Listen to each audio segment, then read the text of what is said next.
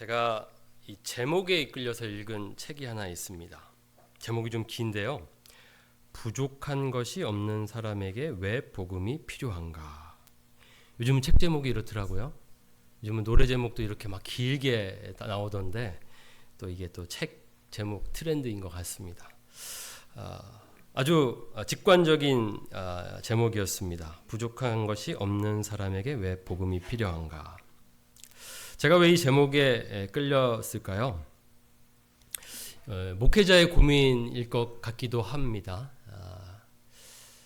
우리가 주로 간증을 들어보면요, 대부분 어려운 일, 고난 속에서 주님을 만난 이야기들을 많이 듣습니다. 그러면 주님은 그런 사람에게만 필요한 분인가? 이런 생각이 듭니다. 꼭 주님을 만나려면 고난이라는 시간을 보내야 하는가? 우리가 듣는 간증들이 대부분 그런 패턴이기 때문에 우리가 좀 오해하기 쉽습니다. 마치 힘든 사람들, 연약한 사람들, 그런 사람에게만 복음이 필요한 것처럼 오해할 수 있습니다. 이런 간증들 때문에 어떻게 보면은 일반적으로 믿지 않는 사람들이 예수를 믿는다는 것은 뭐가 좀 부족하면, 도움이 필요하면 믿는 거지라는 생각을 갖게 만든다는 것이죠. 정말 그렇습니까? 예수님은 그렇게 무언가 부족한 사람에게만 필요합니까? 실제로 전도를 해보면요, 자신의 삶이 만족스러운 삶은요, 복음을 잘 들으려 하지 않습니다. 여기서 말하는 부족한 것이 없는 사람이라고 할 수 있겠죠? 돈도 많습니다. 그리고 또 사회적인 지위도 높습니다. 부족할 게 없어 보입니다. 그런 사람들은요, 예수님을 믿어야 할 이유를 찾지 못합니다. 그럼 그런 사람들에게는 어떻게 복음을 전해야 할 수 있을까? 그들에게도 그들에게 복음이 필요한지를 설명할 수 있을까? 이런 질문 때문에 저의 고민 속에서 이 책을 이렇게 보게 되었습니다. 윌리엄 윌리먼 목사님이신데요, 감리교 목사님이십니다. 참 지금 이제 많은 이 책들이 번역이 되면서 알려지게 되는데요, 좋은 책들이 참 많습니다. 이분이 이 책에서 이렇게 이야기합니다. 안전하고 만족스럽고 유능하고 상당히 행복하고 풍요로운 그런 힘 있는 사람들은 기독교 신앙의 혜택을 놓쳤다는 사실에 대해 어떤 외견상의 불편함 없이 자기 방식대로 살아간다. 신앙을 대수롭지 않게 여기면서 상냥하게 고맙지만 그런 건 내게 필요 없어요 라고 말하는 사람에게 당신은 무슨 말을 하겠는가? 여러분은 어떻게 복음을 전하시겠습니까? 어떤 말을 해주시겠습니까? 이런 답답함 전도할 때 느껴보신 적 있으십니까? 아니면 지금 느끼고 계십니까? 나의 가족이, 나의 이웃이 복음에 이렇게 반응하고 있지는 않는지 묻고 싶습니다. SBNR 이런 용어를 들어보신 적 있습니까? SBNR. 요즘에 어떤 사람들을 이렇게 부릅니다. SBNR. 영어로요, Spiritual but not religious. 네, 이렇게 SBNR, 어떤 하나의 이제 사회적인 현상에 이제 어떤 이렇게 용어를 붙이게 되는 것이죠. 어떤 사람들입니까? 주로 이렇게 좀 부유한 사람들이요, 부자들이 하는, 요즘에 공통적으로 하는 것이 뭐가 있냐면요, 명상이 있습니다. 그래서 그런 사람들에게 물어보면요, 자기는 굉장히 영적인 사람이라고 얘기합니다. 그래서 굉장히 중요하다. 보이는 것이 다가 아니다. 영적인 것이 중요하기 때문에 나의 내면, 어떤 이런 영적인 추구한다는 것이죠. 그러나 교회를 나가지는 않습니다. 종교에 속하지는 않습니다. 아주 개인적으로 이렇게 명상하고 그렇게 영적인 탐구, 추구를 하는 사람들을 가리켜서 SBNR. 요즘 이런 사람들이 많아지고 있다라고 하고 있습니다. 실제로 우리 주위에도 이런 사람들이 있습니다. 어떤 사람들은 자신을 이렇게 크리스천이라고 얘기하면서 교회에 나가지 않는 사람들도 있죠. 자신은 굉장히 영적이다. 그래서 개인적으로 말씀 보고 또 이렇게 개인적으로 하나님과 관계를 맺고 있다. 이렇게 얘기하는 사람들도 있습니다.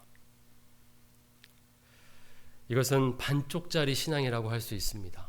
하나님께서 왜 우리에게 교회를 주셨는지 그 이유에 대해서는 별로 궁금해하지도 않고요. 예수님께서 그저 개인적으로 나에게 구원을 베푸신 분 정도로만 생각하는 것이죠. 자꾸만 예수님이 개인적 구원자로만 갇히게 되고 있습니다. 그리고 요즘에는 점을 보는 사람들이, 젊은 사람들이 많아지고 있다라고 하고 있죠. 뭔가 이렇게 영적인 것에 대한 관심이 있어 보이지만 실제로 기독교, 예수님에게까지 나아가지는 않습니다. 이런 사람들을 만나면 참 곤란합니다. 어떻게 복음을 전해야 할지. 필요가 없다고 합니다. 오늘 바울이요, 두 사람을 만납니다. 그런데 이 두 사람이 지금 딱 이 이야기에 해당이 됩니다. 부족한 것이 없는 사람들입니다. 바울이 만난 두 사람이 누구입니까? 한 명은 베스도 총독입니다. 그리고 한 명은 아그리빠 왕입니다. 이 베스도 총독과 아그리빠 왕 앞에서 재판을 받고 있고요. 거기에서 이제 자신의 이야기를 하게 됩니다. 베스도 총독은 이제 로마 제국에서 유대를 다스리라고 보낸 총독이었습니다. 그러니까 이제 로마인이었죠. 아그리빠 왕은 또 뭡니까? 총독은 뭐고 왕은 뭡니까? 이게 지금 당시 로마가 유대를 다스리는 방식을 이해하면 우리가 알 수 있는데요. 이렇게 로마의 직속 관리를 보내기도 하지만 사실은 그 관리는 실질적으로 다스리지는 않고요. 누구를 관리하냐면, 감독하냐면 이 유대 왕을 감독합니다. 그러니까 나름대로 이 유대 안에 한 왕을 세우고요. 그리고 그는 이제 로마 제국이 임명한 왕이죠. 그러니까 이것은 이제 친로마 일 수밖에 없는, 성향이 그럴 수밖에 없는 위치입니다. 그래서 로마의 말을 잘 듣는 한 사람을 왕으로 세우게 됩니다. 우리가 잘 아는 바로 헤롯 대왕. 헤롯 왕가가 바로 그 유대의 왕가였습니다. 바울은 이 두 사람을 만나고 있습니다. 그 앞에 서 있습니다. 자, 총독입니다. 왕입니다. 어떤 사람이죠? 부족한 것이 없는 사람입니다. 돈으로 보자면 다 가졌습니다. 그가 하고 싶은 대로 할 수 있습니다. 힘도 있습니다. 자신의 명령을 따르는 많은 사람들이 있었습니다. 바로 바울은 지금 아무것도 부족한 것이 없는 사람 앞에서 복음을 전하고 있습니다. 그러니까 오늘 바울이 어떻게 복음을 전하는지를 보면서 우리는 이런 사람들에게도 예수님이 필요하구나 라는 것을 깨닫게 되고요. 우리가 그들에게도 이렇게 복음을 전해야 된다는 것을 배울 수 있습니다. 이 아그리빠 왕은요, 헤롯 아그리빠 2세입니다. 여기는 그냥 이렇게 아그리빠 왕 이렇게 나와 있지만 실질적으로는 헤롯 아그리빠 2세인데요. 우리가 헤롯 왕가를 좀 이렇게 보면 굉장히 잔인했던 사람들이었습니다. 가장 첫 번째로 헤롯 대왕이 있었습니다. 이 헤롯 대왕은 어떤 일을 한 사람이었습니까? 예수님이 탄생하셨다라는, 그렇게 해서 메시아가 탄생했다라는 소식을 듣고서 그 시기로부터 2년 안에 모두 태어난 모든 유아들을 다 살해하라고, 다 죽이라고 명령했던 사람이었습니다. 아주 잔인한 왕이었습니다. 그리고 그 후를 이은 헤롯 안티파스라는 이 왕은 어떤 인물로 유명합니까? 바로 세례 요한을 참수시킨 왕으로 유명합니다. 그리고 헤롯 아그리빠 1세, 지금 오늘 바울이 만나고 있는 헤롯 아그리빠 2세의 아버지입니다. 이 1세는요, 바로 교회를 핍박할 때에 사도 야고보를 죽인 왕이었습니다. 이 헤롯 왕가는 이렇게 잔인한 왕이었습니다. 자신들의 이 통치에 방해가 되는 인물들은 가차없이 죽였던 그런 왕가였습니다. 그러니까 오늘 여러분들 한번 상상해 보십시오. 지금 바울이 어떤 자리에 서 있는지, 누구 앞에 서 있는지를 생각해 보시기 바랍니다. 베스토 총독, 권력자, 모든 것을 가진 자, 부족한 것이 없는 사람이 여기에 있고요. 또 혹 자신을 죽일 수도 있는 사람 앞에 서 있었습니다. 세례 요한을, 사도 야고보를 죽였던 왕가의 인물이었습니다. 그 뒤를 따르고 있는 사람이었습니다. 얼마든지 이 자리에서 이 아그리파 왕은 바울을 죽일 수도 있었습니다. 아무것도 필요해 보이지 않는, 부족한 것이 없는 사람과 자신을 죽일 수도 있는 힘을 가진 사람 앞에서 바울이 서 있습니다. 우리가 그런 자리에, 그런 상황 속에 있었다면 어떤 느낌이었을까요? 아무 말도 하지 못할 것 같습니다. 두려울 것 같습니다. 그러나 바울은 그렇지 않았습니다. 바울은 담대했고 그들 앞에서 복음을 전했습니다. 자신에게 일어났던 그 삶의 이야기를 통하여서 예수님을 증거했습니다. 그러면서 이제 오늘 아주 29절 말씀이 제일 중요한데요. 핵심 구절이라고 볼 수 있습니다. 바울은 그들에게 자신이 간절히 원하는 것이 있다라고 하면서 이렇게 말하고 있습니다. 우리 29절 함께 읽도록 하겠습니다. 시작.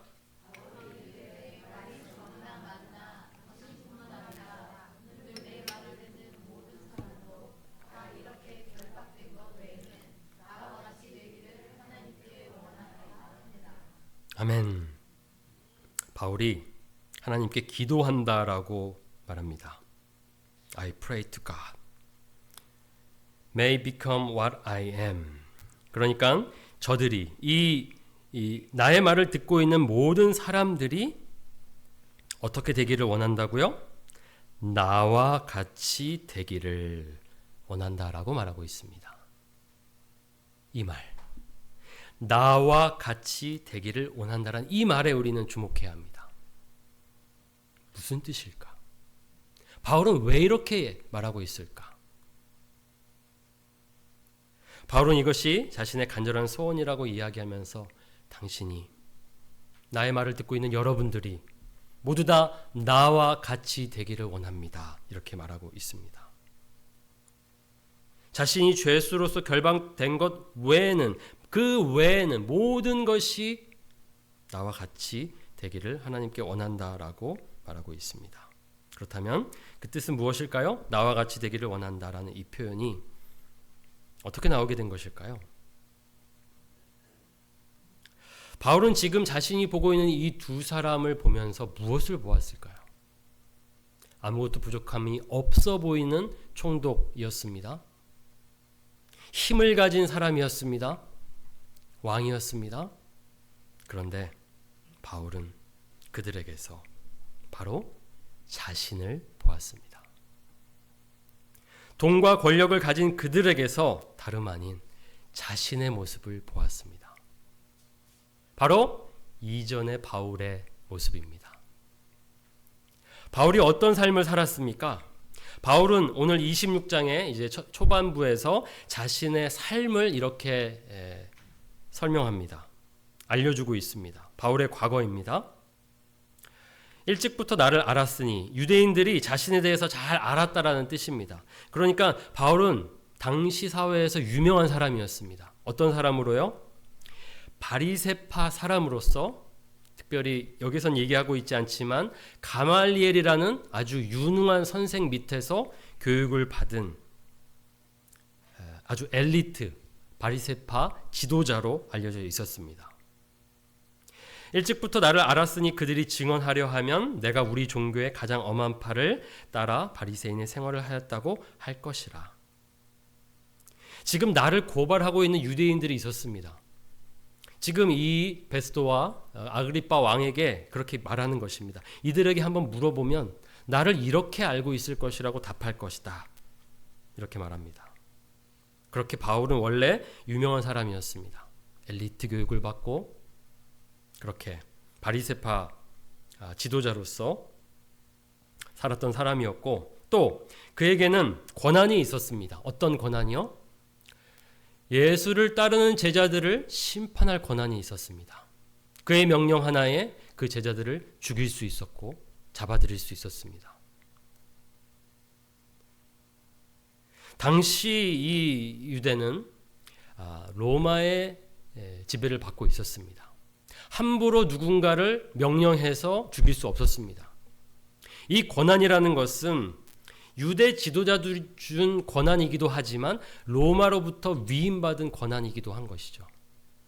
그렇게 함부로 즉결 심판하고 즉결 집행할 수 없었습니다. 그러나 바울에게는 그런 권한과 힘을 가지고 있었습니다. 그러한 권한과 위임을 받아서 다메섹으로 가던 길에 그에게 무슨 일이 일어났습니까? 바로 그곳에서 예수님을 만났습니다. 바울은요, 지금 베스도 총독과 아그리빠 왕을 보면서 자신의 과거를 보게 됩니다. 이렇게 유명한 선생 밑에서 교육을 받았다는 것은요, 그가 꽤 부유했다는 것을 우리가 생각해 볼 수 있습니다. 그는 부족한 것이 없는 사람이었습니다. 그리고 이렇게 또 어느 정도 자리에 서서 권한을 받아서 행사할 수 있는 사람이었습니다. 권력을 가진 사람이었습니다. 베스도 총독과 아그리빠 왕과 같은 수준의 힘과 재산은 아니었을지 모르지만 그에게 있어서는 충분히 있을 만큼 있었고 또 힘이 있을 만큼 가지고 있었습니다. 바울은 바로 그 두 사람을 보면서 자신의 옛 모습을 보았고 바울이 왜 그토록 치열하게 살았는지 그것을 생각하게 되었습니다. 바울의 이전의 삶을 한마디로 얘기한다면 이렇게 말하고 싶습니다. 엄한 교육 환경 속에서 더 인정받기 위해 살아온 삶. 바울은요, 이렇게 살았습니다. 그가 왜 그토록 열심히 율법을 지켰습니까? 왜 그토록 예수님을 따르는 제자들을 그렇게 핍박했습니까? 그러면 하나님께 더 인정받고 또 주위의 동료들에게 인정받을 수 있다고 믿었기 때문입니다. 끊임없이 그는 더 인정받기 위해서 노력했던 사람이었습니다. 이 부모님의 양육이 참 중요한데요. 우리가 엄한 가정 환경 속에서 자라면 어떻게 되죠? 그 부모님에게 인정받기 위해서 애쓰게 됩니다. 왜냐하면 잘 못하면 혼나니까요. 잘하면 칭찬받으니까요. 그러니까 자라온 환경을 보면요, 그가 왜 현재 그렇게 살아가는지를 이해할 수 있게 됩니다. 바울이 왜 그토록 치열하게 살았는지, 그것은 바로 엄한 바리새파 교육 속에서 이 바리새파 사람들은요, 어떻게 하나님과 관계를 맺었냐면요, 하나님을 심판자라고 보았습니다. 잘하면 인정해 주시고 보상해 주신 하나님, 못하면요 처벌하시는 하나님으로 받아들였기 때문에 그들은 늘 부지런히 더 인정받기 위해서, 더 칭찬받기 위해서, 더 보상받기 위해서 애쓰며 살았던 사람들이었습니다. 율법의 방식이 그렇습니다. 율법을 따르는 삶이라는 것이요, 그렇게 잔인합니다. 끊임없이 추구해야 합니다. 더 거룩하게 살려고 애써야 하고요, 율법을 지켜 나가야 합니다. 지키지 않았을 때는 자신을 가혹하게 또 채찍질하고 또 누군가가 그 율법을 지키지 않으면 그를 가혹하게 대했습니다. 바울은 그렇게 살아온 사람이었습니다. 그가 받은 교육이 그랬고요, 그가 살아온 삶이란 그런 환경 속에서 더 인정받기 위해 몸부림친 삶이었습니다. 베스도 총독, 아그리빠 왕, 그들은 다 가진 것 같지만, 힘을 가지고 있지만 사실은 그들도 여전히 그 안에는 더 올라가고 싶은 마음, 더 위에 서고 싶은 마음으로 가득 차 있었던 사람들이었습니다. 마치 자신의 옛날 모습을 보는 것 같습니다. 바울은 그들에게서 바로 그 자신을 보았기 때문에 그 옛날의 자신이 아닌 지금 현재의 나와 같기를 바란다라고 이야기하고 있습니다. 자, 그렇다면 바울의 현재는 어떤 삶일까요?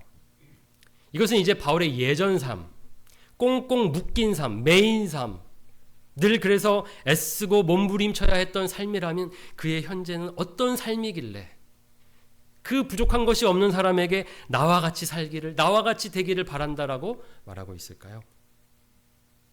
한마디로 이렇게 말할 수 있겠습니다. 바울의 현재의 삶은 어떤 조건 속에도 만족하며 자유하며 평안합니다. 이것이 바울의 고백 속에 다 담겨져 있는 것입니다. 바울은요, 현재 비록 죄수의 몸으로 잡혀있고 결박당하고 있지만요, 그 조건에 있다고 해서 그는 불평하거나 원망하지 않았습니다. 우리가 지난번에 2년 동안 가이사랴에 묶여 있을 때에 그 막혀버린 그 길 가운데에 바울이 어떻게 살았는지를 생각해 보았습니다. 바울은요, 2년 동안 자신이 아무것도 못한다고 그 상황을 원망하지 않았습니다. 하나님께 불평하지 않았습니다. 그 자리에서 자신이 해야 할 일을 감당했습니다. 그는 조건에 매인 사람이 아니었습니다. 율법에 매인 사람이 아니었습니다. 그는 어떤 조건 속에도 만족하며 자유하며 평안한 사람이었습니다. 베스도 총독, 아그리빠 왕, 그들은 왜 더 높은 자리를 올라가려고 합니까? 그 조건이 그들의 삶을 좌우하기 때문입니다. 더 높아져야 인정받고 더 많은 것을 가질 수 있고 더 많은 것을 누릴 수 있고 더 많은 힘을 가지고 사람들을 부릴 수 있기 때문에 그렇게 끊임없이 달려가는 것입니다. 삶의 행복은 조건에 있지 않다라고 바울은 지금 말하고 있습니다. 자신이 그렇게 조건으로 삶을 채워가려고 했었던 것을 그는 깨달았고 그 길을 떠났고 지금은 주님과 함께 어떠한 조건 속에도 만족하며 자유하며 평안한 삶을 살고 있었습니다. 우리 빌립보서 4장 11절에서 12절 말씀입니다. 여기서 우리는 바울의 만족을 볼 수 있습니다. 어떠한 조건 속에도 만족하는 바울을 볼 수 있습니다. 우리 함께 읽겠습니다. 시작. 어떠한 형편에든지 나는 자족하기를 배웠노니 나는 비천에 처할 줄도 알고 풍부에 처할 줄도 알아 모든 일 곧 배부름과 배고픔과 풍부와 궁핍에도 처할 줄 아는 일체의 비결을 배웠노라. 아멘. 어떠한 형편에든지 나는 자족하기를 배웠노니 만족하고 기뻐하는 법을 배웠다라고 말하고 있습니다. 무엇입니까? 가난할 때에도 그는 어떻게 만족할 수 있었습니까? 배고플 때에도 어떻게 만족할 수 있었습니까? 예수님이면 충분했기 때문입니다. 예수님 안에 있으면 부족한 것이 없기 때문이었습니다. 다 가졌기 때문입니다. 모든 것을 가졌기 때문에 그는 어떠한 조건에 매이지 않았습니다. 어떠한 형편에 매이지 않았습니다. 이전의 자신은 그렇게 자꾸만 조건을 더 채워가는 삶이었습니다. 더 높은 자리, 더 인정받는 자리로 나아가면서 그는 애썼다면, 하나님께 인정받고 하나님께 더 보상받고 싶었다면, 축복받고 싶었다면 그는 그러한 삶을 이제 살지 않습니다. 이미 주신 은혜로 족하기 때문에, 충분하기 때문에 만족하면서 그는 어떠한 형편에든지 그렇게 살았습니다. 바울은 또한 자유로운 사람이었습니다. 자유한 사람이었습니다. 바울의 자유를 우리 갈라디아서에서 확인할 수 있습니다. 우리 갈라디아서 5장 1절 말씀입니다. 우리 함께 읽겠습니다. 시작. 그리스도께서 우리를 자유롭게 하려고 자유를 주셨으니 그러므로 굳건하게 서서 다시는 종의 멍에를 매지 말라. 갈라디아서는요, 당시 이 갈라디아 교회 성도들에게 찾아온 이 위기, 그것은 거짓 교사들의 가르침이었습니다. 예수님을 믿는 것만으로 구원받지 못한다. 율법을 지켜야 한다. 할례를 받아야 한다 했습니다. 그래서 갈라디아서를 쓰게 된 것입니다. 왜 다시 율법으로 돌아가려고 하느냐? 왜 다시 그 율법의 멍에를 지려고 하느냐? 하나님께서 예수님을 통해서 우리를 자유케 하셨는데 왜 그 자유를 누리지 못하느냐? 왜 다시 종이 되려고 하느냐? 라고 하면서 이미 자신인 율법으로부터 자유한 사람이라는 것을 이렇게 밝히고 있습니다. 이전에 바울은 율법에 매인 사람이었습니다. 아무리 지켜도 끝이 없는 그 율법, 그는 그래도 그것을 다 지키려고 애쓰며 살았습니다. 실패하면 또 하나님의 책망을 받으며 정죄당하며 그는 다시 한번 자신을 채찍질하고 그렇게 애쓰며 살았습니다. 율법을 따르는 사람들은 그렇습니다. 어떻게 해도 그 율법을 다 이룰 수가 없습니다. 율법의 기능은요, 율법을 통해서 구원받으라고 주신 것이 아니라 우리가 얼마나 하나님의 기준에 이를 수 없는지를 깨닫게 해주는 수단입니다. 죄를 깨닫게 될 뿐입니다. 우리가 얼마나 죄인인지 형편없는지를 깨닫게 해주는 역할이 바로 율법이 하는 것입니다. 율법으로 구원을 얻으려고 하면 무기력해질 수밖에 없습니다. 무력감을 느끼게 되고요. 계속해서 죄책감을 받을 수밖에 없습니다. 우리가 신앙생활을 하다가 보면요, 이런 율법에 매일 때가 있습니다. 무엇을 해야 한다는 것에 매이게 되면요, 굉장히 어렵습니다. 그것을 잘 하지 못하면은 죄책감에 휩싸이게 됩니다.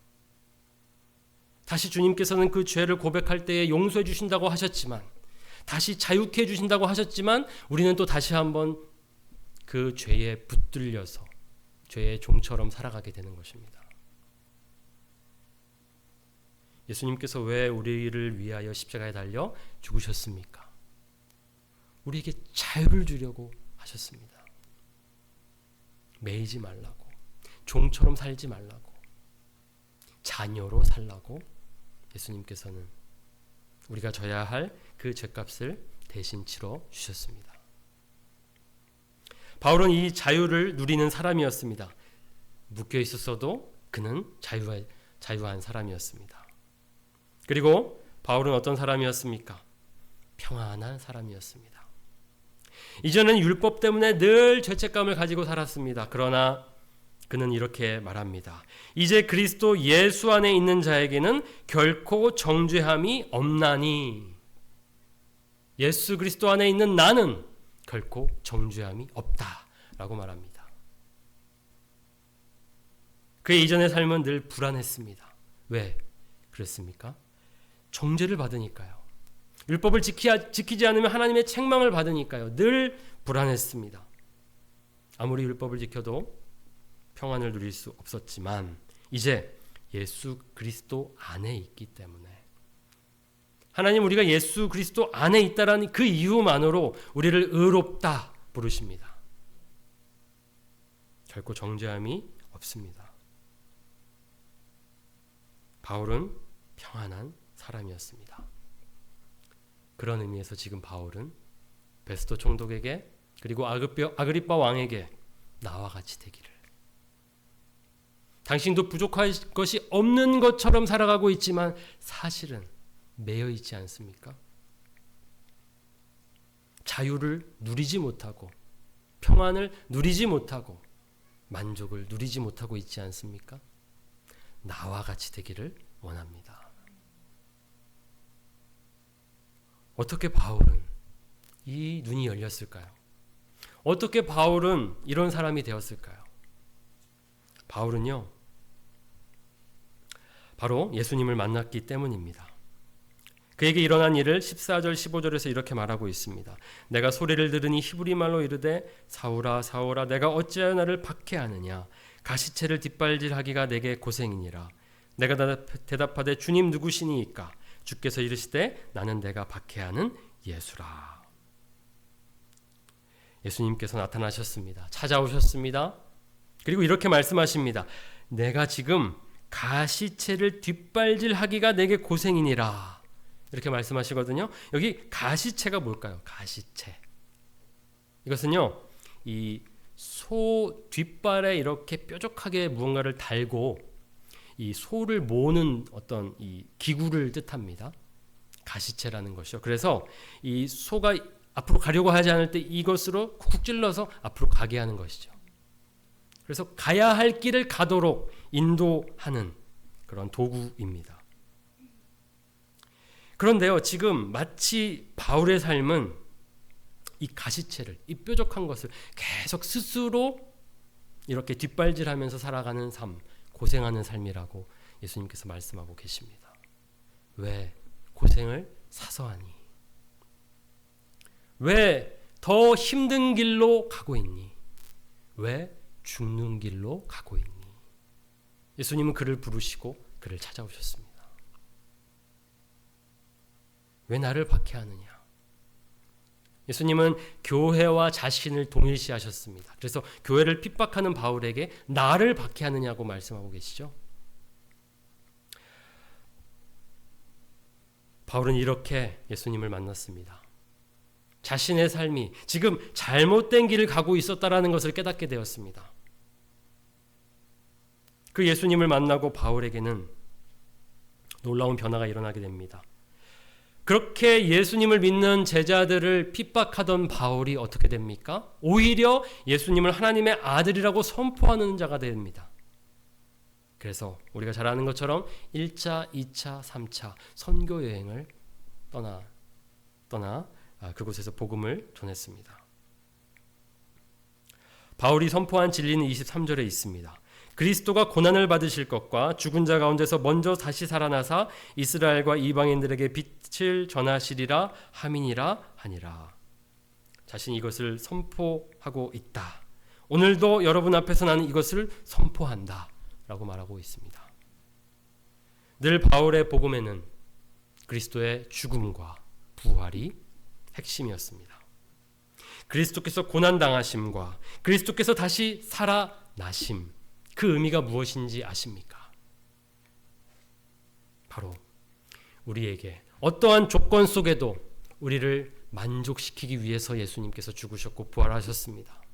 우리를 자유케 하시려고 죽으시고 부활하셨습니다. 우리를 평안케 하시려고 죽으시고 부활하셨습니다. 바울은 이것을 깨달은 사람이었습니다. 그 예수님을 만나고 예수님은 그저 자신의 죄 때문에 십자가에 달려 죽었다라고 생각했습니다. 왜 그런 예수를 메시아라고 말하는지 그는 이해할 수 없었고 오히려 그것을 이단이라고 규정했고 그래서 교회를 핍박했던 사람이었습니다. 그러나 부활하신 예수님을 만나고 그는 눈이 열리게 되었습니다. 예수님의 죽음의 의미와 그 부활의 의미를 깨닫게 된 것이죠. 로마서 4장 25절입니다. 우리 함께 읽겠습니다. 시작. 예수는 우리가 범죄한 것 때문에 내줌이 되고 또한 우리를 의롭게 하시기 위하여 살아나셨느니라. 예수님의 죽음의 의미가요, 예수님의 죄 때문에 죽으신 게 아니었습니다. 우리의 죄 때문에 죽었습니다. 그것 때문에 내 줌이 되셨습니다. 예수님은 자신을 내어주셨습니다. 그 죽음의 의미를 깨닫게 되었고 부활의 의미를 깨닫게 되었습니다. 바로 우리를 살게 하시려고, 우리를 의롭게 하시려고, 자유케 하시려고, 평안케 하시려고 살아나셨습니다. 우리에게 완전한 자유, 완전한 평안, 완전한 만족을 주실 수 있는 분은 단 한 분뿐이라는 것을 깨닫게 된 것입니다. 그 어떤 것으로도 우리의 노력으로는 그것을 이룰 수 없습니다. 오직 예수님만이, 우리를 위해 죽으시고 우리를 위하여 사신 그 예수님만이 우리에게 소망이며 우리에게 만족이며 우리에게 구원자이심을 그는 깨달았습니다. 바로 진정한 자유, 진정한 만족, 진정한 평안을 그 베스도 총독과 아그리빠 왕에게 주고 싶었습니다. 나와 같이 되기를 원합니다. 이 복음을 들으시기 바랍니다. 이 복음을 받으시기 바랍니다. 이 지식을 가지고 살아가기 바랍니다. 제가 읽었던 이 책의 한 구절입니다. 바울 자신의 주장에 따르면 그는 모든 것을 가진 사람이었다. 단 자신이 받은 선물이 어디서 왔는지에 대한 지식과 자신이 받은 선물을 사용하기 위해 필요한 중요한 지식을 제외한 모든 것이었다. 그가 다마스쿠스 도상에서 얻은 것은 바로 그 지식이었다. 바울은 바로 이것을 깨달았습니다. 아, 내게 있는 모든 것이 내 것이 아니구나. 하나님이 주신 선물이구나. 내게 주신 권위, 내게 주신 그 권한, 함부로 사용해서는 안 되는구나. 하나님을 위해서 사용해야 하는 것이구나. 그는요, 자신이 가졌던 것의 주인이 누구인지를 깨닫게 된 것입니다. 예수님을 만나면서 바로 그 지식을 얻게 되었고, 그 지식으로 그는 그 진리로 자유케 되었습니다. 지금 바울은요, 자신이 잡혀있지 않고 바로 베스도 총독, 아그리빠 왕, 자신을 둘러싸고 있는 사람들이 무언가에 잡혀있다라고 말하고 있는 것입니다. 그래서 자유하라고, 진리로 자유하라고 예수님을 증거하고 있습니다. 베스도 총독, 아그리빠 왕은 이 바울의 말에 어떻게 반응했을까요? 아, 그렇구나. 바울처럼 살아야 되는구나. 바울과 같이 돼야겠구나 라고 생각했을까요? 네, 그렇지 않았습니다. 베스도는 이렇게 말합니다. 바울아, 내가 미쳤도다. 내 많은 학문이 너를 미치게 한다. 눈이 닫히면 이렇습니다. 복음은 미친 소식입니다. 미친 가르침에 불과합니다. 받아들일 수 없는 어리석은 말에 불과합니다. 아그리빠 왕은 내가 적은 말로 나를 권하여 그리스도인이 되게 하려 하는도다. 내가 그런 말들로 내가 그리스도인이 되겠다고 생각하느냐. 나를 그렇게 가볍게 보느냐. 오히려 조롱합니다. 안타깝게도 이 두 사람은 지금 바울이 주고 있는 이 자유의 길을, 진리의 길을, 평안의 길을, 만족의 길을 거부하고 있습니다. 부족한 것이 없는 자들이 아니었고 그들은 평안하지 않은 자들, 자유하지 않은 자들, 만족함을 모르는 자들이었습니다. 그들은 예수님이 필요했습니다.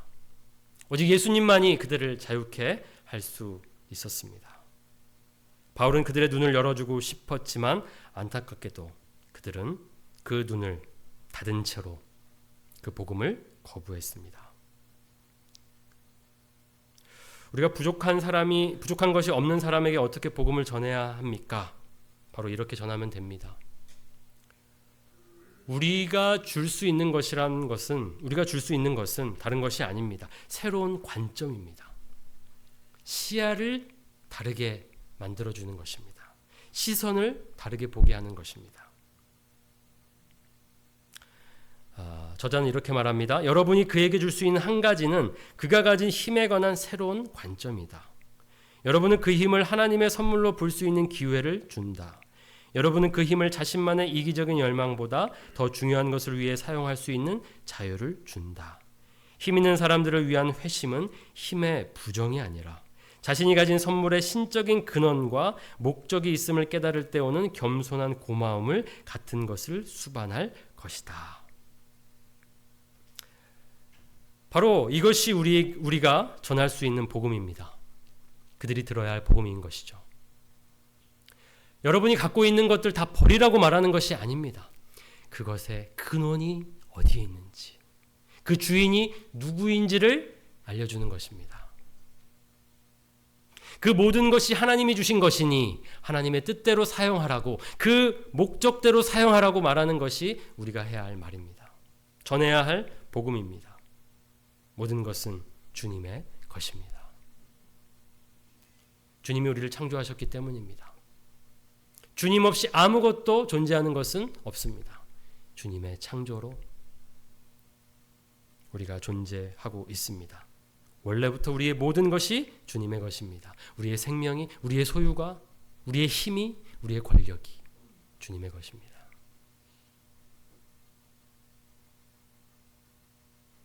하나님께서 선물로 우리에게 그런 것들을 주셨다는 것, 나에게 주셨다는 것을 깨닫고 그래서 진정한 삶을 살아갈 수 있도록 자유하고 만족하며 자유하며 평안한 삶을 살아갈수록 인도하는 것이 바로 전도입니다.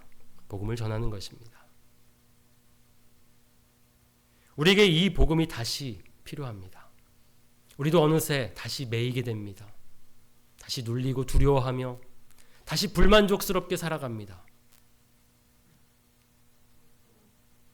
예수님이 우리에게 누구이신지를 생각해 봐야 합니다.